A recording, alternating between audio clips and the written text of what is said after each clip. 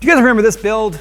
The one I surprised Phil with that it was actually his. It apparently wasn't good enough, and he went and he changed the cooler and he changed the fans, and yeah, we have some custom stuff we're gonna be testing out today for this system to see if we can't cool it down. Because although the Phanteks Shift is an amazing chassis aesthetically, it suffers from the same fatal flaws that the early Evolves did, which was just not enough airflow. So we've got a couple of products we're gonna be testing here, one from Phanteks and one from a company called ModMyMods. Remember when I did this build and I was like, hey, ModMyMods, remember when you guys made the custom panels for the Evolve? Any chance of doing it for the Shift? Well, they were like, yes.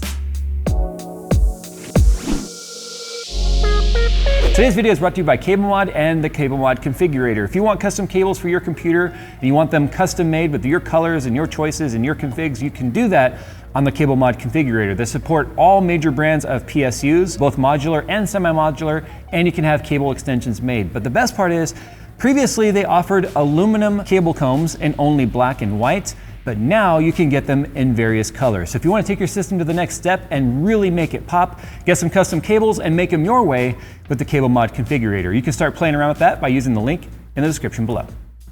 Okay, so here's the build right here. If you guys don't remember or you didn't see part one, where we built this, then you guys should definitely go and take a look at that so you understand the arrangement of parts that we're dealing with here. This is a very unique chassis in that it's an ITX that sits upright, so it's got a very small footprint.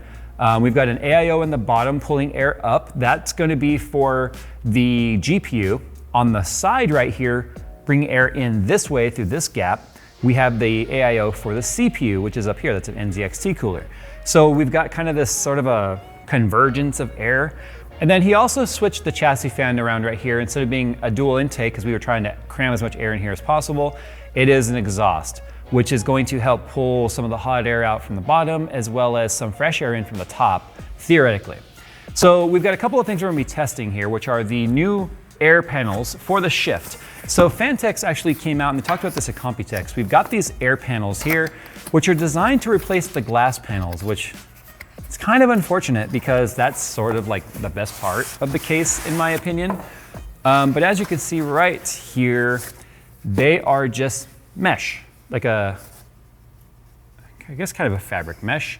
They're very similar to like what you'd find on a speaker grill, and they replace the side glass right there, making it much more of an open chassis. Now, I don't think this is gonna give us any actual benefit in our current situation here. This would be more so if you had an air cooler, downfire cooler on the CPU, because you're not gonna really fit a standard cooler here. It'd be a downfire like a Noctua or something, and then an air-cooled GPU pulling in air from the outside. That's about the only way I could see these being beneficial. Given the situation that we have, where the air is being pulled in from the bottom and then from this channel, this isn't going to affect that. At least that's the theory here. But before we can say that, we have to get our baselines. So Phil has a custom fan profile set up on here for the sake of testing, because I am very curious as to what maximum cooling capability is of this, and trying to keep this as, variable free as possible. We are just going to be going to full speed on the AI suite for the fans, because we want to find our best case scenario here. And then Phil can go in and fine tune it, knowing he can achieve at least this if he's willing to give up all noise and acoustics for the sake of airflow, and then he can tune it down from there and adjust it however he wants. So rather than saying, okay, well the fans are only running 60%, here's the results, we don't know what the max results were if we don't go to full 100%. So we also are gonna be doing the same thing for our graphics card right here, putting it to 100%. Both our fans are linked for the graphics card. Because this is an EVGA hybrid card, we have two fans that we can control. One for the AIO actual radiator itself, as well as the onboard fan that's responsible for blowing air over the VRMs on the EVGA card itself. So some AIOs emit the fan entirely, EVGA does not, so we actually have those linked right now, and they're both running 100%. So this up here on the top right is actually a custom UI that Phil made so that he can keep an eye on his temperatures. And it actually goes to this screen right there. In fact, I'll kind of drag it over here to show you. Oh, look at that. So he just kind of keeps that there at all times. Pretty neat. He made that little screen doohickey thingy. So it's always showing. It's just a dual monitor plugged into an HDMI. So currently our CPU is sitting at 35 and our GPU is sitting at 29. We're gonna have to do individual testing here. Okay, so we just had a huge development right now. Nothing to do with this crap that we're talking about here. iFixit followed me on Twitter. Babe, you don't have to buy me any more iFixit kits for Father's Day.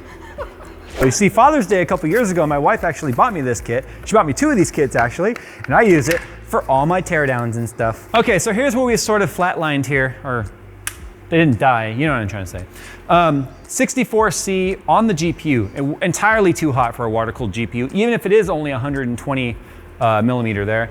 And we're bouncing all around on the temperature on CPU because the load's changing. But you can see right there, it's in the 50s, high 50s, low 60s at times, but that's bouncing all over the place. See, there's 60, 63 on the GPU.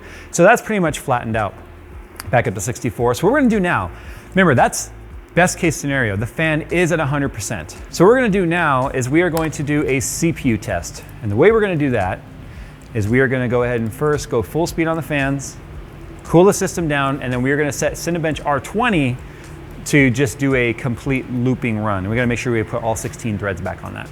Okay, so another test just started, and 86 appears to be about as hot as we're getting here. I mean, that's still not terrible. Even though we are overclocked, it's 4.8 all-core right now. It's not really dropping clocks. It only drops in between the scenes, as you can see right there. The temperature gray line is pretty consistent. 105C is our TJ max, our thermal junction. That's where it will start to dramatically drop clocks. So although this is not like incredibly hot, it's still a lot hotter than we'd like to see a water-cooled 9900K, although it is only a 120 millimeter radiator. Keep in mind it is still running full speed. So if I go ahead and load his profile now, we're gonna do the same thing we did last time. I don't think there's any point in doing the test because it just went right back up. Because I mean, Phil's curve, obviously, once again on here, looks just like it did on Afterburner where it was very steep. So what we're gonna do now is we're gonna stop the test, we're gonna keep the fans running 100%, and what we're gonna do now is we're gonna let it cool down and we're gonna put on the mesh panels. So we'll have a mesh panel on either side of it like that, which we quite honestly believe will not do a damn thing for cooling in our scenario here. If it were an air-cooled system, probably a completely different story, because this front panel, it's solid panel with just this gap right here to both bring air in and push air out through this upper fan, it's just, that's not a very big gap. So to install the air panels, which is kind of dumb here, you've got to take off these little grommets here. And that kind of sucks because they didn't make the grommet like fit, I guess, like the little nubs that come on the air panels, they don't fit in there. There is an awful lot of air actually coming through. I mean, there's more airflow in this, quite honestly, than I was expecting. All right, so if you buy the Evolve Shift Air, I believe, I mean, these are the panels that you'll get. Like, I feel like they should have just milled this out and put a mesh front, but then ModMyMods wouldn't have the opportunity to do it. So as expected, we're pretty much at the same temperatures we were, 62, it spends between 61, 62, 2040 megahertz on the core speed, which I believe is what we were before. So the nice thing about water-cooled graphics cards, for whatever reason, that stays way more consistent than air-cooled cards, doesn't bounce around as much. So what we're gonna do now, because we know there's no change there, we're gonna put the glass panels, at least this glass panel back on. Phil wants to leave, there's definitely heat soak coming out of there. Phil wants to leave the vent on the back, but put the glass on the side that he looks at, and then we're gonna do the custom ModMyMods part. The whole reason we made this video. But before that, I forgot to do a CPU test. I got a little ahead of myself here. So, shut up, phone. Okay, let's do this again. No, so it actually looks like it's slightly cooler, because when we're hitting like 86, 85, that's about a solid 4C, about a 4C reduction. It's definitely a lot cooler air coming out of here. So let's go ahead and put on that front panel. Now the cool thing about ModMyMods is they're a company of people just like me, although smarter. What I mean by that is they are driven enthusiasts. And they saw our video where we built this, and I was like, hey, you guys making panels for this case? Because if so, we'd really like some. And these exist now because he was like, hey, we're seeing some demand for this, and your video kind of spiked up some of that demand again. So if you're interested, we will go ahead and make the panels. So I believe we only have a front panel here. We were like, there's no point in giving us the back panels. Hey, look at that. So that is what we're left with. Look at this. So what we've got right here basically is a milled panel using the exact same panel that you get from Phanteks. These are sourced from the company. So as you can see, if we take a look at the inside, they mill this out and they gave us a choice of designs. And obviously this is CNC milled, which is why it's precision.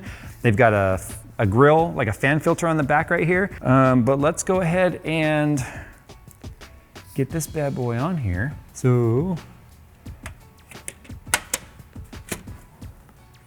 well, that was easy. So Phil's a lot like me. He doesn't like to run dust filters. He'd rather clean his system and get better airflow. I'm the same way, so I think we're gonna remove this filter from here. I'm fairly certain it's just pinched underneath the plastic pieces here. But I wanted to do a little bit of kind of a pressure test right here. Sort of like when you put your hand over the end of a vacuum cleaner and you hear the motor just go through the roof because there's no more wind resistance that the motor and the blades are having to deal with. Same thing kind of happens here with the actual fans. But let's just hear if the RPMs change.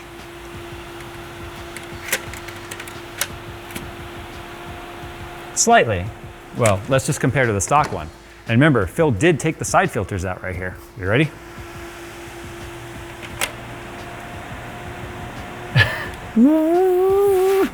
Listen.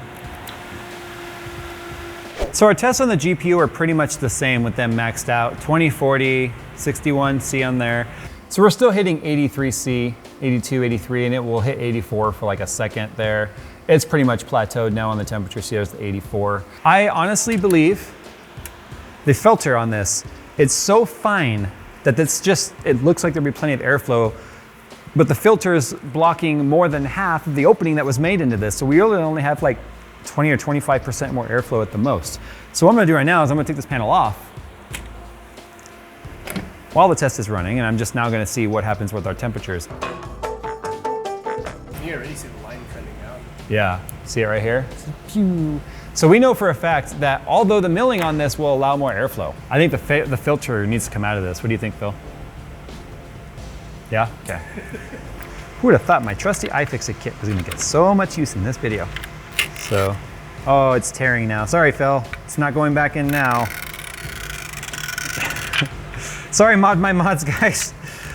You're modding their ModMyMods. So there's how much air is being blown by that fan with no filter. There's the filter. There's no filter. There's the filter. So that's why we took the filter out. So 72, 73 is where we sort of balanced out. I mean, that is 12 Celsius improvement. Like that.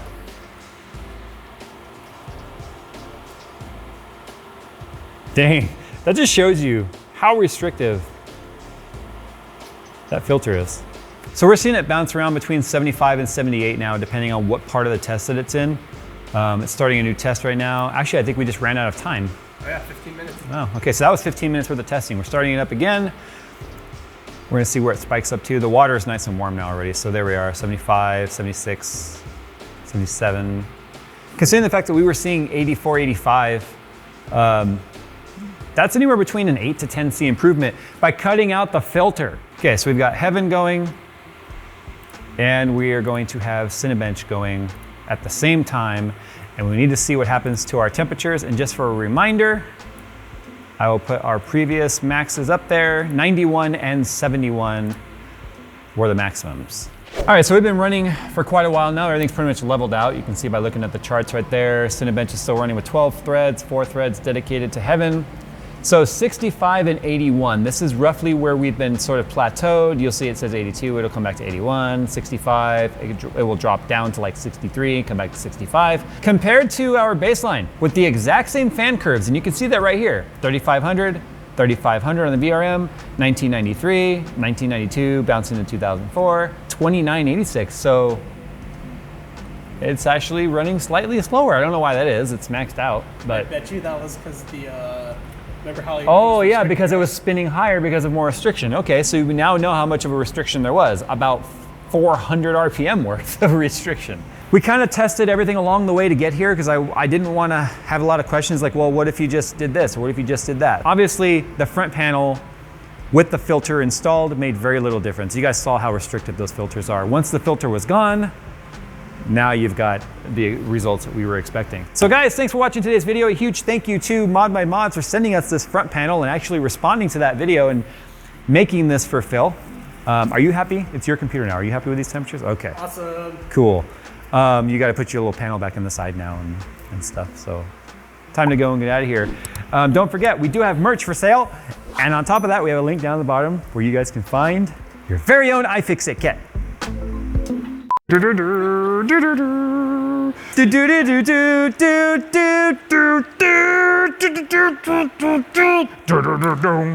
Captain's log, stardate 42649.2. 420.69. First, we need to take a look at this sexiness. Right here, dude. I'm kidding.